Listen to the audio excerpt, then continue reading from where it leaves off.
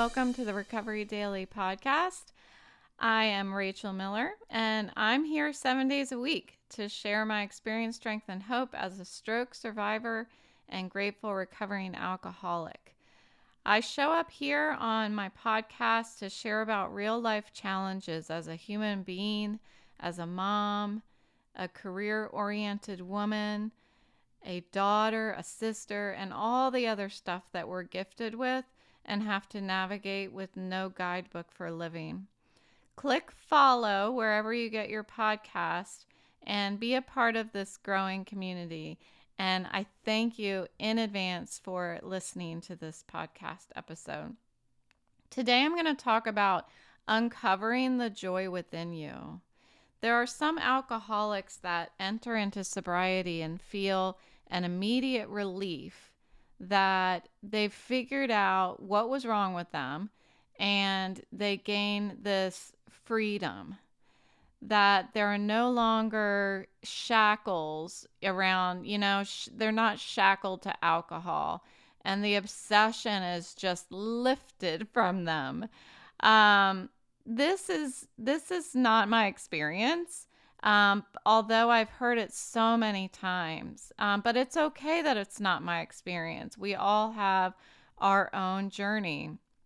In fact, for me, it was the opposite. I felt like as soon as I admitted that I was an alcoholic and surrendered to the truth that I was just handed a lifetime sentence in a maximum security prison, that's what it felt like. When I admitted that, I was scared. I think I was full of fear, and I felt like the fun in my life was over. I'd never be happy again.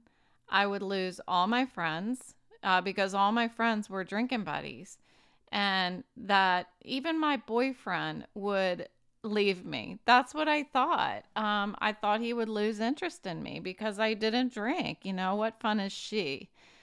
Well, I had the exact same mentality when I admitted that I couldn't continue with my career due to my chronic head pain and vision impairment from my stroke.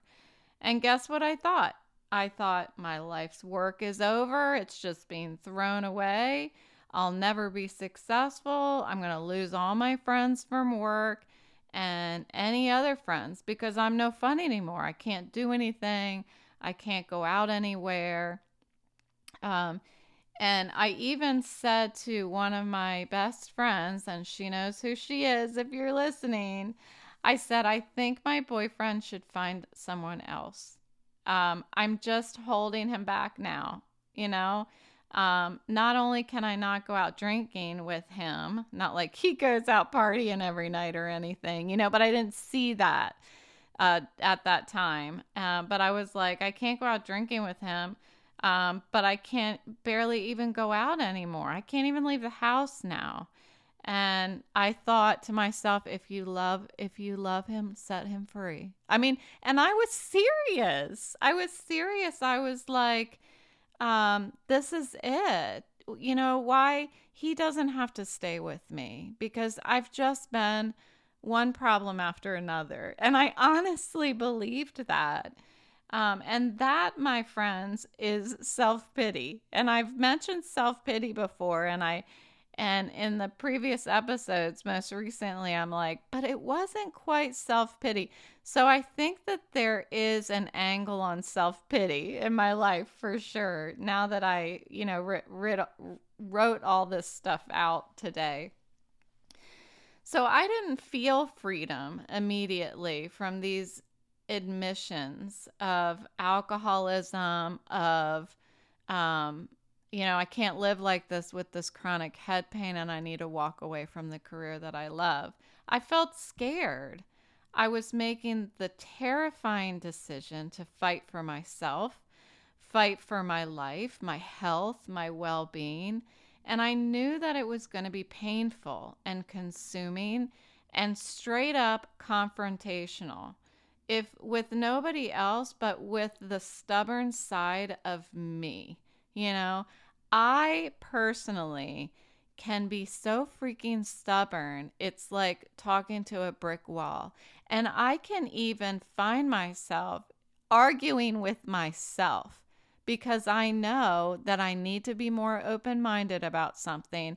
And I'm just thinking, like, no, no, I don't want to do it. I don't accept it. I don't accept that I'm not going to have a career. And guess what? I didn't have a choice. It wasn't about whether, the only decision I had to make was to surrender to the pain in my head. That was it. I needed to surrender. The decision wasn't whether or not I get to have pain in my head or not. It was, are you going to actually just surrender and do what you need to do to take care of yourself? Same thing when I got sober. It wasn't a choice to be an alcoholic. It wasn't a choice to have this chronic obsession with alcohol and depression and all of that stuff. It wasn't a choice. I didn't decide to be unhealthy and live like that. But it was a decision to prioritize my health and start fighting for my health. And I say this all the time. The very freaking thing that is trying to kill me is the thing that keeps me from being able to see that I'm sick. It's really just, it's terrible. It's terrible. And I was talking with my family just an hour ago on the phone. We were talking about addiction and how difficult it is when we lose somebody who to addiction, because it's like, if only I knew that they were struggling, if only they would have said something, if only they were willing to do the work to recover. But it's just that it's the very thing that's trying to kill us, is the thing that's blinding us from getting better. So I understand it, and I was trying to share that, but it's really difficult to understand the mind of an addict and an alcoholic unless you are one. So I stray. I was talking about the stubborn side of me. um, so another well-known concept in sobriety is being on cloud nine, or a pink cloud is what everybody told me. So being on this pink cloud in the beginning of sobriety. And what this means is, after you start feeling good, after you've put a couple months together, a few months together, you feel like nothing can pull you off of this cloud. You're starting to feel healthy. You've got color coming back in your face. Your relationships even start to mend. It's like I'm thinking of like a wound or a cut or something, and it starts to heal, and but it's still very vulnerable to being broken open again. I know that's a terrible image, but that's what I'm thinking of in my head. You've got your monthly sobriety chips piling up. You think you've got this, and then wham, life knocks you off of the cloud and you fall head first. And often people will relapse at this point, become suicidal, or sink into a hopeless depression, because it's like, okay, I've done it, but then life starts happening again. Life starts injecting itself, and we have to learn how to live that way. Um, so this pink cloud thing, it did happen to me, but let me tell you, mine has been a little different than being knocked off of it, as I was warned would happen. So at the 1 year mark for me, I did think I made it. Like I accomplished it. I made it to a year. Yay me. And my sister had a party for me and it was wonderful. But what happened when the party was over? Well, that's when I thought, wait a minute. Now I have to do this for the rest of my life. It wasn't now I have to do this for another year, or now I have to do this until I get my 18-month chip. It was, wait, now I have to do this for the rest of my life. And I can see how that is a very dangerous thing to think. And it could have put me at risk for a relapse. But I did the work the first year in recovery. I practiced the steps. I went to meetings. I called my sponsor. I talked to people in the fellowship, and I was able to recognize that the last time that I thought that way, that I thought, wait a minute, I have to do this for the rest of my life, I relapsed. And that was 2 months after my first stay in detox. So I knew that that train of thinking was going to drive me right back to picking up a box of wine from the store. I knew it because it happened, and I was able to identify it immediately. Um, so I quickly made the choice, and I'm grateful that that I was well enough, spiritually fit enough to make that choice. And I really think it was because I was so involved in the program. And I was able to shift to, I just won't drink today. That was what kicked that lifetime thought mindset out of my head. Um, was just thinking about, okay, I just won't drink today. And and I was saved in that moment. I feel that. I feel that wholeheartedly. I think that I very much could have just, you know, stopped at the store on the way home from my sister's house at the party because that's what I was thinking in my head. I was thinking, well, this sucks, yay me, but this sucks. But I kicked that out of my head, and I was successful at it because I've been sober for another 6.5 years since that drive back home from my sister's. And because of that pivotal spiritual checkpoint, and that's what I've heard in the program, somebody called it a spiritual checkpoint when we have these types of challenges, challenging thoughts, challenging events in our lives. Call it a spiritual checkpoint. Are we going to do the next right thing or not?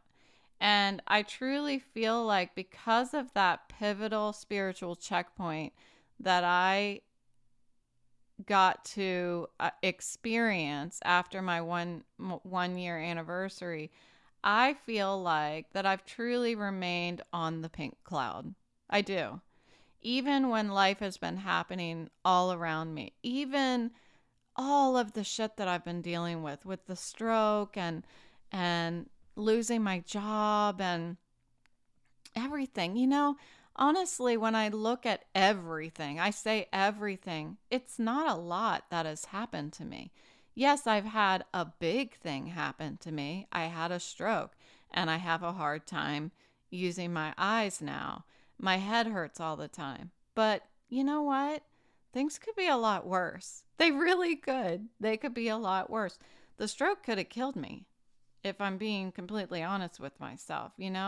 And so I am somehow able to stay on that pink cloud. Somebody in the program once said that he liked to think of it as a pink, what did he say? Like a pink sidewalk or something like that, because a cloud insinuates you're going to fall through the bottom. So, anyway, I focus on these things on a daily basis.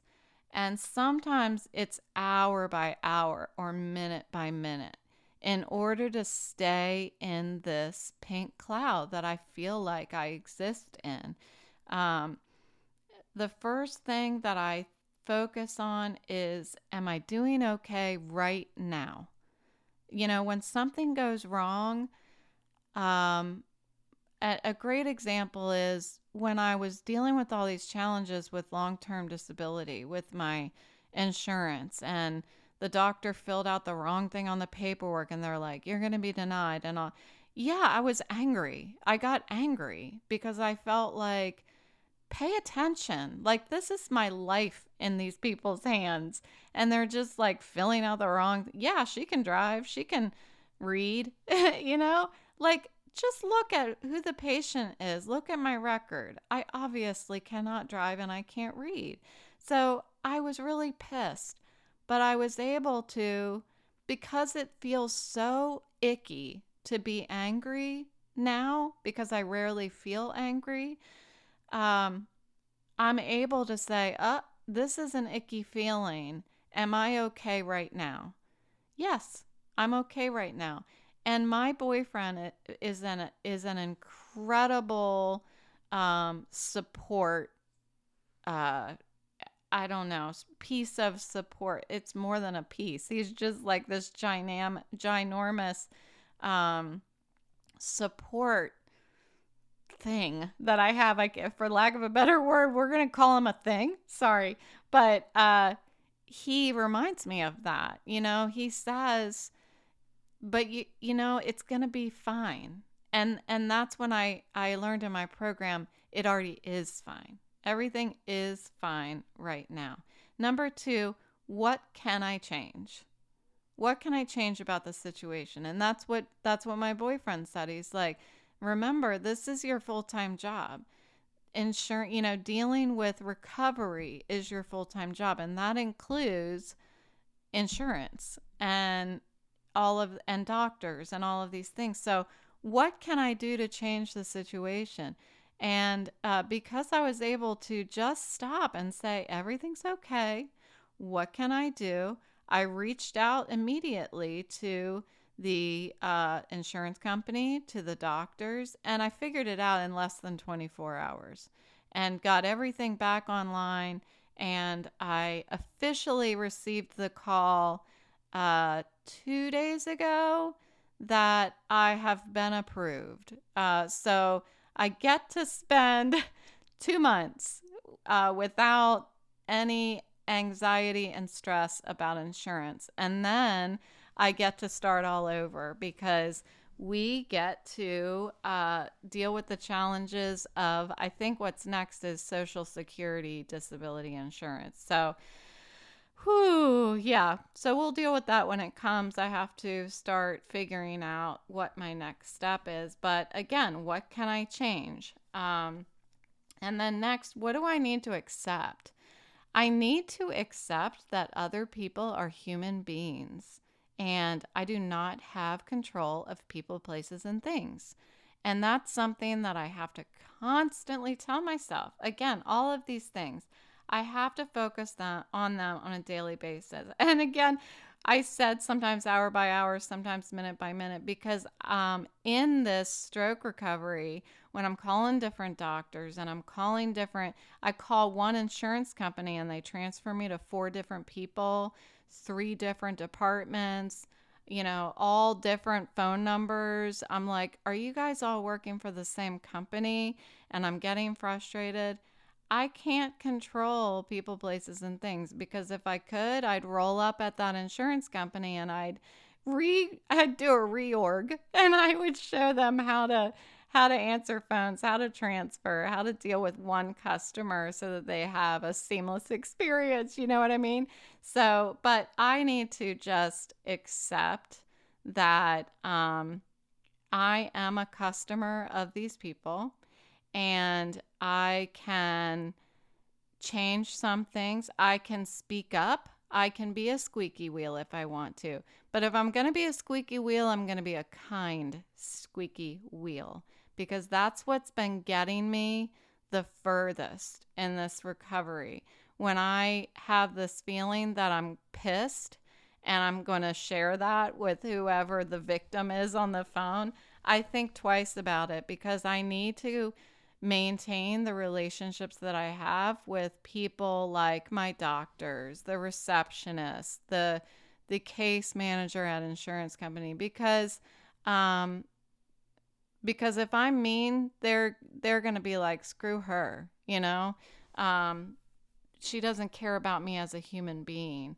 And and I don't want that to happen. So, um accepting the things that I can't change and what do I need to let go of. Um, this is funny. This doesn't have to do with insurance, but this morning, it's not funny. It's kind of funny. I don't know. Maybe it's not. Anyway, this morning, I took Autumn out to the school. This is my Weimaraner. I took her over to the elementary school behind my house so that she could run.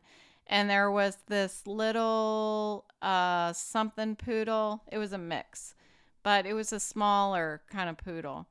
And the little poodle was so cute, brown colored, and just running as fast as possible through the field. And so I said, "Do you mind if we play with you?" And he's like, "Oh, sure." And it's just this guy, and it was just the two of us. And I said, I'm complimenting his dog and everything. Well, Autumn, the dog is like 14 months old. The other dog, the poodle, was like 14 months old and decided that it wanted to we'll just say build a relationship with Autumn. And Autumn was like, "Get the hell off of me." And so because the dog was standing on her hind legs and moved around to Autumn's front side, her face eventually, Autumn just snapped at the dog. And the dog like squealed because Autumn's scary as hell if she barks at you and snaps at you. She didn't bite the dog or anything like that. She just was telling the dog to get the hell off of me. And so I have this. She's very trained. Okay, we'll just say that Autumn is trained. She was given the command that she did something that she should not do, and that and so she stopped immediately. Anyway, Rachel 1.0, who used to have a dog named Evie, who was a mutt, who didn't get along with any dogs at all. Um, Rachel would have been crying after that and would be upset for weeks about that interaction. So this is Rachel 1.0. This is drinking Rachel. Pre-stroke drinking Rachel would have been just crying. And I did it. I did it multiple times. Just started crying. Why can't my dog get along with other people's dogs? I can't have any fun. She can't have any fun. And Rachel 2.0. Now this is pre-stroke sober Rachel 2.0 would be upset about this for several days, maybe almost a week, because this also happened with Autumn, where she lunged at some other dog, and I was, I was like, it's happening again. I'm never going to be able to have a dog that gets along with other dogs. That's what I thought. I was more mad at that one because the lady said something to me like, "You need to get control of your dog," you know? Well, obviously, lady, I don't need you to tell me that something's wrong with my dog, you know? I clearly she's not supposed to do that. I was so pissed at that lady. For a week, I was pissed at her. I was looking for her when I went out for walks because I had figured out what I was going to say to her if I saw her again. You know, that's Rachel 2.0. And Rachel 3.0, this is what I did this morning. This happened. I told the guy, he scooped his dog up in his arms, and I could tell he was really nervous. He didn't like it. I said, "I'm so sorry that this happened. Um, I don't know. I can't really remember what I said other than that. And I said, we'll go away and leave you be here so that you guys can continue to play. And I, I started walking away and I said, I'm so sorry, sir. And I started walking away. And I was walking home and I felt it. I was starting to obsess. And I was talking to Autumn and I was like, why do you have to do this? Why do you have to be so mean? Why do you have to be a little biatch? Well, Autumn, when I looked down at Autumn, this is kind of cool. I looked down at Autumn and we were passing by a plastic bottle. Okay. But Autumn likes to recycle, it's a thing. So she had already moved on. She wasn't thinking for a second about that other dog and what happened. She had already moved on and wanted to pick up that plastic bottle.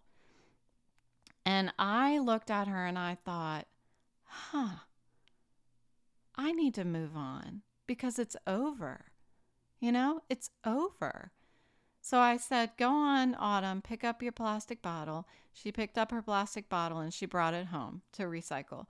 And I was just, it made so much sense to me what putting something in the God box means. It means that, it means it's gone. It's over.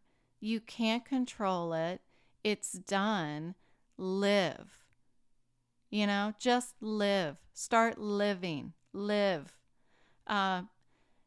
So that was my experience today. I even I even started singing to myself very quietly, but out loud, the Let It Go song from Frozen. Well, we'll say I was singing it to Autumn so that you guys don't think that I'm freaking crazy. But anyway, I was singing. So I was able to process this situation a lot differently than Rachel 1.0 used to. And even Rachel 2.0, which was just, Rachel 2.0 was just last year, has been for the past 7 years. So for 5 months, I've been adjusting to life with this disability, and it has been difficult. A lot of the frustrations and fear are because I don't have a lot of answers right now. I still have appointments with new specialists coming up next month in December. And these specialists are the neuro-ophthalmologist and the neuropsychologist. I keep going back and forth whether it's a psychologist or a psychiatrist. I really need to nail that down on what it actually is. But these doctors are going to evaluate how my brain is responding to various stimuli. And that's visual. Hopefully they'll include some audio because I've noticed some things happening when I'm overstimulated. Then audio starts making me nauseous and making my head hurt. And also my cognitive abilities during those times. So when I'm looking at something that's overly stimulating to look at, what is my cognitive ability? Am I able to talk? Am I able to carry on a conversation, or am I forgetful? Do I replace words with the wrong words and that type of thing? Do I forget? Am I forgetful? Am I unable to focus? So I'm really, really looking forward to these appointments. And so the future's unknown. Well, look, it's never been known, I found myself sad that I couldn't do things that I love, that I couldn't be joyful. I could never do the things, that I used to be able to do. I'll never be joyful. But I realized, and I mentioned this yesterday, that joy isn't in those things. It's not, joy isn't found externally. These things don't hold joy inside of them. It makes me think of like Super Mario Brothers when you hop or bounce or jump up to touch the coins or the power ups, and it goes ding, and you get all these extra points and stuff. That's what I envision joy not being, that joy is not in these different experiences in our life. Joy is cultivated inside of me. And I get to decide over and over again, every day, every minute, every hour, I get to decide whether or not I'm going to feed my joy. And it's easy to fall into a trap of self-pity or stinking thinking. My mom was just here on Friday, and she told me that she's going to meet my brother in Hawaii for Christmas. And actually, I, again, just got off the phone like an hour ago with my brother and my mom, and they were talking about going to Hawaii. And yes, I want to go, but I can't. I just simply physically cannot go. I can't because of my head and my vision problems. I'd be wrecked before I even got to the gate, for the outbound flight. But it becomes a habit. The more I practice it, it becomes a habit to stick my foot in the doorway and stop it from slamming shut. This door that is open to joy, we'll say, before it slams shut. Before I start feeling sorry for myself, I've made it a habit to start sticking my foot in that doorway and stop the door from slamming shut. It's tempting to let the door to joy close because misery feeds on itself. I've known that for years in all of my depression and sadness, but it's like throwing your arm between the elevator doors before they shut. Like, I just won't allow it. I turn my wanter off and I let my program guide my response. Um, when I don't know what to do, when I can't find strength inside of me, I always turn to Alcoholics Anonymous. Always. To my steps, to the 12 steps.